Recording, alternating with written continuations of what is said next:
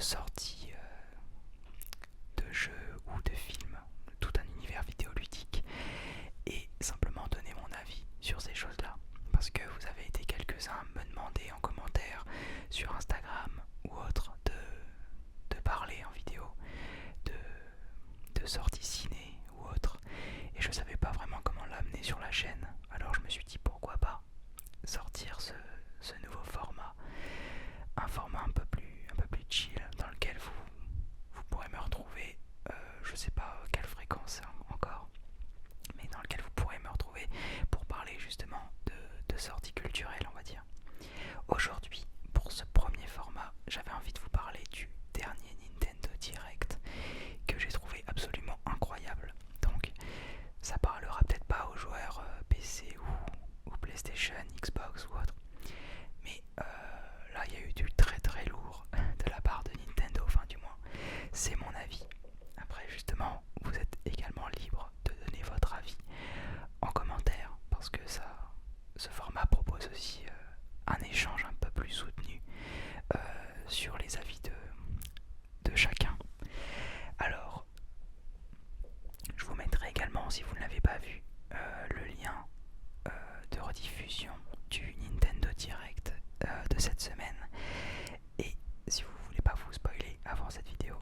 Et on commence du coup avec la sortie de Xenoblade Chronicles 3, qui est donc prévu pour septembre. J'ai vu sortir en septembre. Donc c'est pas un jeu qui m'attire énormément, du moins pour le moment, parce que j'ai pas fait les deux premiers opus, mais je sais qu'il y a une grosse communauté qui est derrière ce jeu, et j'ai trouvé les graphismes plutôt pas dégueux, très honnêtement. Donc je vais voir à l'avenir si je le prends ou pas. En tout cas, ça fait plaisir de voir un 3 parce qu'il y a vraiment une grosse communauté derrière ce jeu. Donc je vais passer assez vite sur les jeux qui ne m'intéressent pas, pour les gros jeux qui ne m'intéressent pas du moins. Par contre, déjà première grosse annonce, un pass circuit additionnel sur Mario Kart 8 Deluxe. Donc ça c'est vraiment un gros truc qui reprend tout simplement d'anciens niveaux, d'anciens jeux, d'anciennes consoles. On a vu dans le trailer Supermarché Coco, pardon, qui était sur Mario Kart Wii. On a vu également Choco Mountain, je crois qu'il s'appelle comme ça, sur Super Mario Kart 64. Et voilà, enfin plein de jeux qui sont repris, ou des circuits de jeux qui sont repris. Et ça, je trouve ça excellent. Après, je suis un petit peu déçu en soi parce que il y avait des leaks en fait qui avaient fuité concernant un futur Mario Kart. Et j'en ai parlé un peu avec mes potes. Et je me suis dit, mais comment ils vont faire en fait pour innover, parce qu'on a déjà eu du coup rouler sous l'eau, le deltaplane, l'antigravité, et on s'est dit mais après c'est Nintendo, ils peuvent toujours nous surprendre si vous voulez, mais comment inventer un nouveau concept comme ça, une nouvelle mécanique de jeu. Mais en fait voilà, je pensais qu'il allait avoir un Mario Kart 9 si vous voulez, parce que je crois que Mario Kart 8 est sorti il y a 7 ans à peu près. Ouais, il était d'abord sorti sur Wii U, mais comme la Wii U n'a pas fonctionné, ils ont forcément réutilisé le jeu sur Switch. Mais déjà le jeu était parfait à ce moment-là, mais voilà, après 7 ans, on a eu le temps de le terminer, de le reterminer. Moi je l'ai fait sur Wii U et sur Switch à 100%. Et donc voilà, un moment, on se fait un petit peu chier quand on connaît les maps par cœur. Donc là, un pass de 48 courses, franchement ça va redonner une nouvelle vie au jeu, sachant que tout le contenu ne sera pas disponible tout de suite. En fait, ce sera par vague. Et donc la première vague, donc à chaque fois il y aura 8 circuits qui seront disponibles. Et donc la première arrivera le 18 mars 2022. Donc le pass en lui-même coûte 24,99€. Donc ce qui est à peu près la moitié, on va dire, d'un jeu Switch. Sachant que je crois qu'il y avait 96 courses sur le Mario Kart 8 Deluxe. Donc ce qui fait au final la moitié d'un jeu complet. Donc ça reste fair play, on va dire. Par contre, il faudra que vous achetiez Mario Kart 8 si vous voulez profiter de cette offre, bien entendu. Vu que c'est un pass, il faut déjà avoir le jeu pour profiter de ce contenu additionnel. En tout cas, j'ai vraiment très hâte de jouer à cette nouvelle version, sans nouvelle version, mais ces nouveaux circuits sur Mario Kart 8. Alors, on passe à la suite avec un jeu qui m'attire pas forcément plus que ça, Nintendo Switch Sports. Donc, c'est un nouveau Wii Sport, on va dire, sur Switch, qui sortira le 29 avril, pardon, j'ai mal lu. 29 avril, donc c'est pas un jeu qui m'attire énormément. On retrouve pas mal de sports qu'on avait déjà. En fait, il n'y a pas de grandes nouveautés. Donc il y aura du tennis, du bowling, du foot. Je sais plus si c'est du kendo, mais c'est tout comme. Et c'est pas un jeu qui m'attire énormément parce que c'est un petit peu du resusé, si vous voulez. Donc voilà, c'est pas la grosse sortie qui m'a hypé. Mais je comprends par contre que niveau gameplay et on va dire jeu un peu familial ou entre amis, c'est quand même assez sympa. Sachant qu'il y a une refonte graphique qui est quand même intéressante au niveau des Mi. Les Mi ont un peu évolué. Je pense que certains ont pu être un petit peu gênés justement de cette évolution. Il y avait un caractère un petit peu comment dire, comique ou burlesque à la forme des Mi sur Wii. Mais on sent que là il y a une petite évolution au niveau de la morphologie des caractères. Et voilà, c'est pas plus mal. Moi ça me choque pas forcément parce que c'est pas le genre de jeu vers lequel je vais me tourner, on va dire. Par contre, un jeu, là par contre, c'est vraiment la révélation pour moi de ce Nintendo Direct. C'est Mario Strikers Battle League Football. Mario Strikers Battle League Football. Donc, qui sortira le 10 juin 2022 sur Switch. Là par contre, c'est vraiment la grosse révélation de cette année là. Donc pour vous expliquer, c'est la suite de deux jeux qui étaient sortis sur GameCube puis sur Wii. Donc un Mario de foot assez violent parce que ça se rapproche plus du hockey presque, du hockey mélangé un peu à un Mario Kart parce qu'il y a beaucoup d'objets et c'était incroyable. Donc je vous mettrai quelques images, on va dire, des anciens jeux. Et en fait, on pensait pas que... Enfin, les joueurs ne pensaient vraiment pas qu'il allait avoir une suite à ces deux jeux parce que Nintendo trouvait ça un peu trop violent et ça rentrait pas dans leur comment dire, dans leur format habituel, si vous voulez. Souvent c'est assez édulcoré, les jeux Mario ou les jeux Nintendo même dans l'ensemble. Autant là ça avait tendance à être assez violent, même au niveau des célébrations ou des défaites. Et donc voilà, il n'y avait aucun leak qui avait fuité. Et donc c'était vraiment une surprise pour tout le monde, si vous voulez, que Nintendo sorte un nouvel opus après vraiment pas mal d'années du coup, parce que le dernier était sur Wii. C'est pas un jeu qui sortait à chaque génération de console. Et là franchement je suis ultra hypé pour ce jeu, sachant qu'il y a pas mal de nouveautés comme les équipements. Donc il y aura un petit peu on va dire un jeu de rôle, je sais pas si je peux le dire comme ça, mais en fonction de l'équipement que vous allez choisir sur votre personnage, ça peut le booster en force, en agilité, en technique, etc. en passe. Et donc ça peut être vraiment intéressant parce que le jeu, alors que jusqu'à présent ça pouvait se jouer, on va dire, en solo, là celui-là, cet opus, a plus tendance à s'orienter vers le multijoueur en ligne. Et ça c'est cool parce que il y a la création de clans, si vous voulez, de teams. Donc il y aurait des teams de 20 joueurs. Et donc avec ces 20 joueurs, donc, qui sont des personnages réels et non des PNJ ou des IA dans le jeu, on pourra jouer avec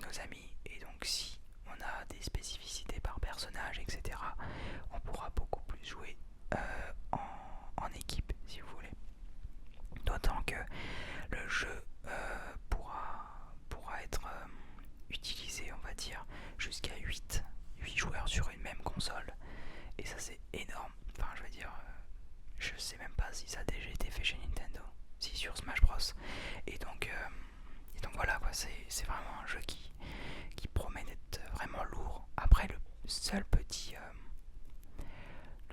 inconvénient que je trouve à ce jeu, ou la petite subtilité un peu négative, mais pour l'instant on n'a pas vraiment d'infos là-dessus, c'est que le déplacement des joueurs a l'air assez lent, si vous voulez. Avant le jeu était assez nerveux, si vous voulez, il y avait beaucoup de vitesse de jeu, etc. Autant là, j'ai trouvé que c'était un petit peu plus lent que dans les anciens. Après c'est peut-être un avis que personnel, et peut-être qu'il y aura des boosts, on va dire, de vitesse ou autre. Mais pour le moment ça a l'air un petit peu plus lent au niveau de vitesse de jeu que dans les anciens opus. Mais bon, ça on pourra le savoir qu'après après quelques informations de la part de Nintendo.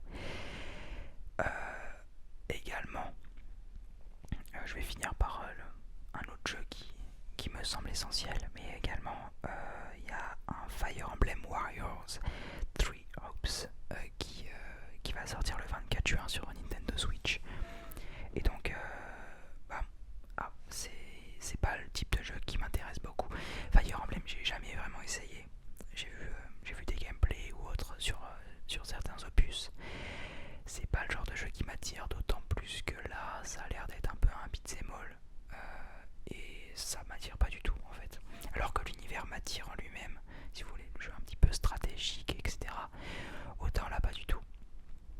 Pour moi c'est hormis justement la patte graphique, la refonte graphique, etc. de l'univers qui a l'air intéressante. Franchement ça m'attire pas. Et donc je pense vraiment pas l'acheter. Par contre, un autre jeu, pour l'instant n'a pas de date de sortie précise. Il est annoncé pour cet été. C'est le jeu Splatoon 3. Donc Splatoon 3, un jeu, je dirais un TPS, donc un jeu à la troisième personne, un jeu de shoot à la troisième personne. Donc c'est un jeu qui est sorti, enfin le premier opus est d'abord sorti sur Wii U, et dès l'apparition du trailer, on va dire, d'annonce, j'étais full hypé. Donc j'avais pas mal joué au 1. Après j'ai pas eu le deuxième opus, ma grande déception. Mais dans le deuxième opus, en fait, ce qui m'avait un petit peu déçu aussi, c'est qu'il n'y avait pas, même si c'est pas un contenu qui m'attire énormément, il n'y avait pas de mode histoire. Et je me dis que voilà, quand on a tendance à aller vers une évolution dans les jeux, c'est un peu con de retirer du contenu, si vous voulez. Il y en avait un dans le premier opus et pas dans le deuxième, donc le jeu perd un petit peu de sa complexité ou de son aboutissement. Je sais pas trop comment m'exprimer là-dessus, mais c'est comme si on avait un nouveau Mario Kart sans le deltaplane ou sans l'antigravité. Ça paraîtrait un peu bizarre, alors que il y avait plein de mécaniques de jeu qui avaient été importées justement avec ces nouveaux éléments. Et donc la Splatoon 3, donc le trailer a l'air un petit peu étrange. C'était un petit peu creepy. Ça m'a pas ultra marqué. Enfin, je veux dire, ça m'a pas ultra attiré comme trailer. Après, c'est plus, c'est vraiment le style de jeu de Splatoon qui m'attire, parce que c'est un jeu qui se joue en équipe. Donc ça dépend du mode de jeu que vous choisissez, mais il y a de la guerre de territoire, si vous voulez, et c'est ultra nerveux. Pareil, vous choisissez une classe de personnages, et en fonction de l'arme que vous choisissez, vous avez des avantages ou inconvénients sur certaines choses. Il y en a qui vont tirer très loin, mais de manière assez faible, ou alors il faut être très, très précis et le temps de rechargement sera plus long. Tandis qu'il y a d'autres armes qui tapent pas très fort, mais qui peuvent aller très vite. Donc si on est efficace, on peut vraiment éliminer la personne assez vite. Et donc voilà, c'est vraiment un jeu que je trouve ultra complet. Et se cacher dans la peinture. C'est un style de jeu qu'on n'avait jamais vu avant. C'est pour ça que Nintendo, je trouve qu'ils innovent vachement en fait. Au niveau de leur jeu, ils ont des mécaniques propres à certaines licences. Et donc voilà, j'ai hâte de pouvoir découvrir ce jeu avec des potes. Et pourquoi pas me lancer dans la compétition, j'en sais rien encore. Mais en tout cas, les deux jeux, Mario Strikers, Battle League Football et Splatoon 3 sont vraiment deux gros jeux que j'attends cette année. Je voulais également vous parler de Pokémon Legend Arceus du coup, parce que j'ai pu le tester entre temps. Alors je suis pas ultra loin dans l'histoire, hein, pas du tout, mais voilà, vu qu'on me l'a demandé, je préfère en parler maintenant dans cette vidéo dans le même temps, afin que vous ayez un petit peu mon avis ou mon retour sur le jeu. Alors, je trouve que le jeu est pas dégueu franchement, enfin il est vraiment cool au niveau du gameplay. Après je trouve que effectivement il y a une patte graphique qui est un peu moche pour dire les choses clairement. En fait l'univers, l'ambiance etc du jeu est vraiment ultra cool, mais c'est vraiment au niveau des détails, que ça penche, parce que à un moment je me suis dit putain c'est mon écran qui déconne ou quoi, et en fait non, c'était juste le jeu qui était pas beau quoi. On voit en fait quand on est loin de tout paraît super joli etc, mais quand on se rapproche des arbres ou autre, je trouvais que c'était vraiment moche là-dessus. Après pour le gameplay, pour le moment je suis vraiment satisfait. Le fait de pouvoir bouger autour de son personnage quand il y a des combats, le fait d'être soi-même vulnérable aux attaques des Pokémon, c'est vraiment une nouveauté que je trouve vraiment cool. Comment dire, pour l'instant j'ai dû jouer 2h30, 3h à peine, donc c'est pas énorme, mais donc j'ai pas pu bénéficier de l'ampleur des choses, mais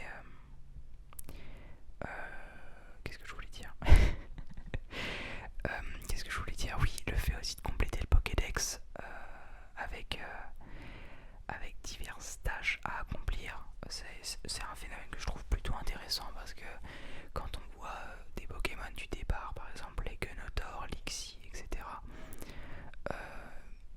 dans les anciens jeux on les attrape une fois et on a toutes les infos sur eux, donc après on se casse même plus le cul à les combattre ou à les attraper, tandis que là ça oblige au moins les dresseurs à se pencher un petit peu sur le truc, et ça rajoute un peu de durée de vie au jeu, vu que c'est des tâches qu'il faut accomplir pour chaque Pokémon présent dans le jeu. Donc vraiment ça par contre je pense que ça va être une tâche assez rude à accomplir, mais il y a aussi justement là-dessus une sensation une sensation de progression qui est beaucoup plus importante, parce que même si on se pousse à attraper 20 fois le même Pokémon, on sait qu'il y aura quelque chose derrière quoi. Et donc ça, je trouve ça assez cool. Après c'est parce que je suis aussi extrêmement complétiste, c'est-à-dire que quand je fais un jeu, j'ai envie d'avoir tout fini à 100%, ce qui me prend énormément de temps vu que je joue à pas mal de jeux en ce moment. Donc voilà, pour le moment c'est tout ce que je peux vous dire sur ce jeu. Ou alors j'aurais oublié des choses et on va me le faire remarquer en commentaire. Mais voilà, c'est niveau de l'annonce du Nintendo Direct et ce que je peux vous dire de Pokémon Legend Arceus pour le moment, c'est à peu près tout.